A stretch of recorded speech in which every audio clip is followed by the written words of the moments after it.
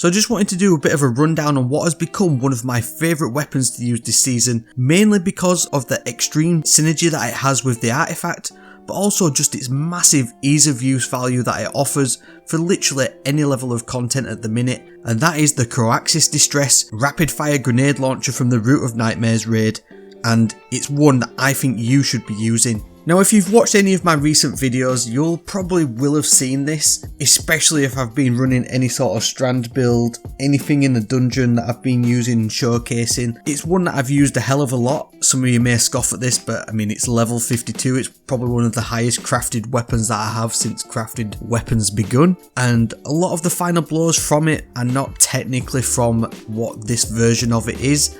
I did have a little bit of a more popular version that I enjoyed using, especially with Strand builds, and that was the chain reaction and paracausal affinity, which, you know, it's not going to offer that massive DPS in terms of damage output, but it just got some great synergy within itself, because chain reaction could technically trigger paracausal affinity's 20% damage buff on its own, and it's just really great for high-end ad clear, especially in GMs and master level content, and even legend lost sectors. To be fair, if you wanted to wipe out a ton of enemies really easily, ping one of them grenades in and everything pretty much gets deleted. But one of the main things about this and why it's become so popular, it just has that massive ease of use factor to it. And if you've been watching any Destiny content at the minute from anybody, in particular like solo runs and speedrunners, they will generally be using this because it offers that, like I say, that ease of use and the high damage output that they want on tap, especially the high burst damage, and this thing just has it in absolute spades.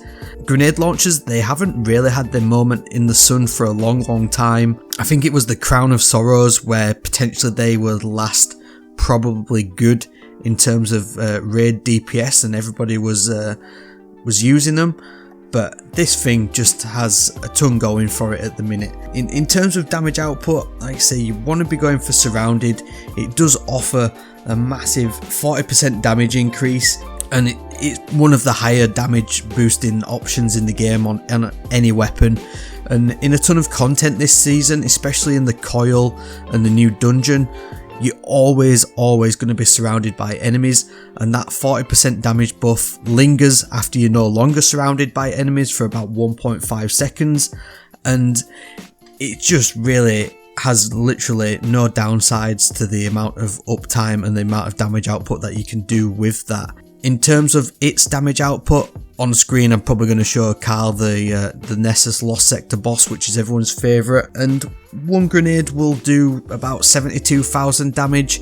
Now when you combine that with what is my favourite role on the Apex Predator, which is a reconstruction bipod, one rocket from that technically will do over 100,000 on that boss, and with that role specifically, obviously you've got 4 rockets, so you've got potentially 400,000 damage in just over a few seconds in terms of being able to get them rockets out back to back. But if you look at Koraxis Distress, the rounds per minute obviously are through the roof, and you're hitting only 30,000 less per shot. But the big but with this one is the fact that we've got Envious Assassin, and that is going to allow you to basically just trump whatever the Apex Predator can do in that short amount of time for that high burst damage.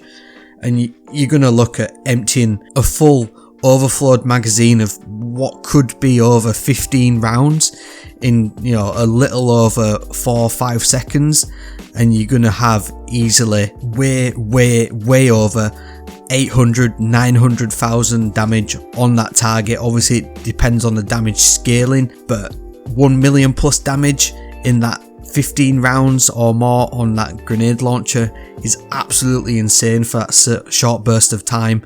And like I say, this is the reason why it's being used, why it's so popular at the minute, and if you haven't been using, it's one of the big reasons why you need to do it and why you need it. even if you're running in a fire team or if you are running solo, it's going to do the business. I use it all the time in my fire team LFG runs on the new dungeon, and it's just perfect for literally any of the bosses there, whether it's the first boss, the ogre, or the big juicy meatball. It's just got everything going for it. The only real downside is the ammo economy, and I think that's mainly due to the ammo drops in the game. Like, sometimes obviously we know that Destiny doesn't always have the best ammo economy for heavy weapons, so once you do burn through them 20 rounds in a full mag of this grenade launcher, you may be struggling to get more ammo to top it up and to go again for any future damage phases. Even if you're going for a solo flawless run of that new dungeon, it's not a speed run. You know, you can play the waiting game, delete some ads, wait until your ammo gets topped back up and then use it, go again. In terms of knocking out that high burst damage that you want, you know, if it takes you another run or two in terms of doing the mechanics, it is what it is. But the beauty with this grenade launcher obviously is craftable, so you can go with whatever you want. I pick spike grenades. You do clearly want that on a grenade launcher. It does give you a little bit of a damage boost to the impact damage. That's only generally the smaller number that you'll see, but it's a 50% damage boost. So if you're going for damage output, then obviously you do want that. And like we say, obviously Envious Assassin, that's just going to passively overflow your magazine over time when you're defeating targets with literally any other weapon. And there's a little bit of a trick with it, that if you switch to it mid overflow, it can potentially overflow it up to over 300%, which is over the 150% that it is meant to, so you can potentially get a higher amount of ammo in the magazine. But either way, just the normal amount, the 150% overflowed rounds, it easily outdoes everyone's favourite at the minute, which is Reconstruction, which is only going to double your base magazine size. And obviously on this we only get 5 as standard in the magazine, so you do really want Envious Assassin, which is going to push that 15 rounds in the mag even more if you manage to get the little trick going with the bug in terms of getting up to 300% if you can manage to pull that one off. But either way, you're probably only going to get 20 rounds in the magazine just due to the low ammo economy. Bungie are meant to be buffing grenade launcher ammo reserves in the final shape, so this thing has got potential to go even further then, especially if they don't fix the bug. But even if they do, potentially having 2 full magazines worth of 15 overflowed rounds on tap, it's really going to help with any of your end game damage. And like I say, it's totally viable in a ton of content. But the main reason for it, like I say, if you do run out of ammo, it's got the Harmonic Resonance set bonus, which only applies to the Root of Nightmares weapons, as well as the Apocal Integration, which was the quest reward from Season of the Deep. Not everyone's favourite hand cannon, but it is an energy primary, which does open it up, because obviously the only 2 weapons that we've got from the Root of Nightmares in that energy slot are the Trace Rifle and the Shotgun.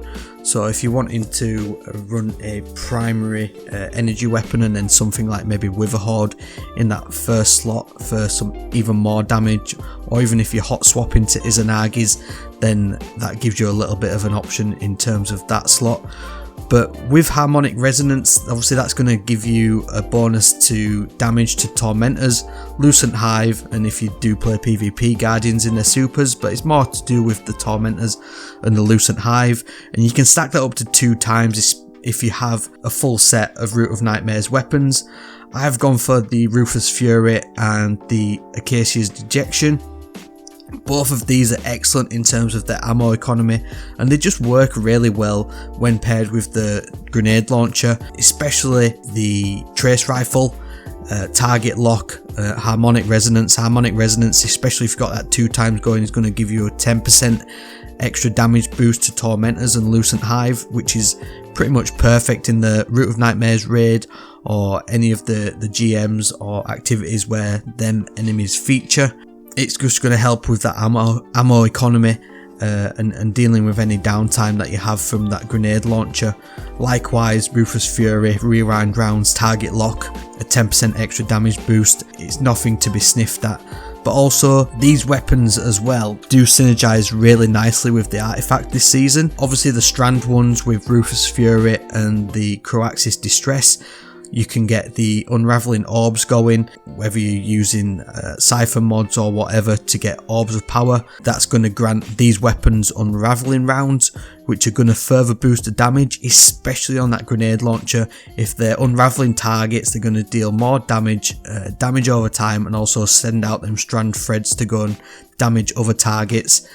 And then potentially you've also got Horde Shuttle, where damaging unravelled targets with a weapon is going to occasionally spawn a Threadling. Now these Threadlings are going to again scale with the weapon damage output of Koraxis Distress, so you're potentially going to get a 40% damage boost on that Threadling because it's going to inherit the damage of Surrounded, which is again just going to go and help improve your damage output. Obviously you're going to want to use Strand weapon surges for an extra 22% damage boost, and on top of that obviously you can look at your subclass in terms of fragments. If you are going to rely on that Horde Shuttle, Thread of Evolution is going to allow your Threadlings to deal more damage and travel a little bit further. It just is a really good fragment if you're running any Strand build that's got to do with Threadlings. And if you're running this build specifically with these weapons, obviously Strand weapon final blows are going to have a chance to create a Threadling if you have the Thread of Rebirth. In terms of what I think this works best with at the minute, I think it is Broodweaver, especially if you're relying on them Threadlings. You've got the Weaver's Call and the Mindspun Invocation to basically get you a whole army of Threadlings, especially if you consume the Threadling Grenade. You're going to get 5 perched Threadlings, cast your Rift, you're going to literally unleash a whole army of Threadlings, and then if that wasn't enough, Needle Storm will again send out a whole army of Threadlings, and these are just going to do massive damage, and that's just perfect for starting off any sort of damage rotation. Set it up by obviously consuming that grenade, casting your Rift, throwing out your super with that Needle Storm, and then literally go to Pound Town with the grenade launcher for, you know, what should be 15 plus rounds of surrounded damage. That Healing Rift's going to keep you alive if you are surrounded, and then once you run out of ammo with Harmonic Resonance, that's going to allow you to switch weapons quicker or even reload the grenade launcher quicker just to get off them last few rounds that you'll have still left in reserve. And you can swap to, like I say, Acacia's Dejection, which is going to do some top tier damage with target lock. If you have that rewind rounds going, that's going to boost it even further. And this has some really good synergy with Flint Striker on the artifact, where rapid solar precision hits will make you radiant, and that's going to give you a 25% damage boost. So whether you want to use that before or after your DPS phase, it's just going to boost that damage even further, and it's essentially free at that point. And if you do manage to do it the way around, where you've popped your Rift, sent out all your Threadlings, used your super, and then swap to Acacia's Dejection to get that radiant damage boost going. Once you've got that radiant damage boost going, if you've still got some Strand weapon surge and you're still surrounded, Koraxis Distress is just absolutely going to melt at that point. It's crazy how good it is. If you haven't got this already, then the Root of Nightmares raid is the featured one this week, so you can essentially farm this till your heart's content. 5 red border patterns will get you the crafted one. This is one of the only weapons that literally drops from every single encounter, but if you're farming for it, then you're probably just going to want to run that first encounter. Any LFG will be able to literally run through that encounter pretty quickly, especially at the minute with the amount of shutdown options we've got. And if you want to run this build, obviously it's going to help with dealing with them tormentors, especially if you have a few of the Root of Nightmares weapons. But farm that first encounter, get the chests, get the red borders, and go and craft this bad boy.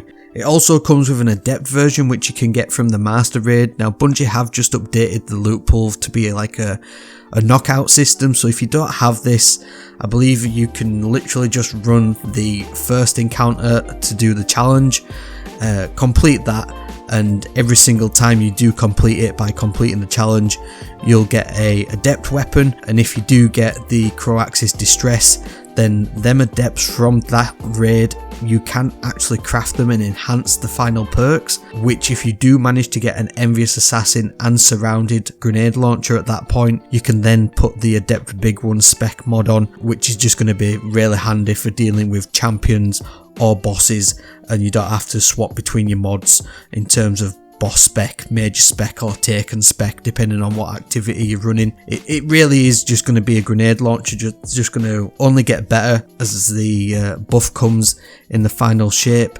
and as more people get it, it's definitely going to be worthwhile using. I'll leave the Destiny Item Manager build link down in the description, pretty much as always in any of my build videos. Like I said, this is a bit of a build breakdown in terms of why I've been using this grenade launcher and why I think you should too. Let me know what you think. And again, another change of pace for these videos, but I've been enjoying doing them, and you guys seem to be enjoying listening to them at the very least. So hope you have a good weekend, and thank you very much.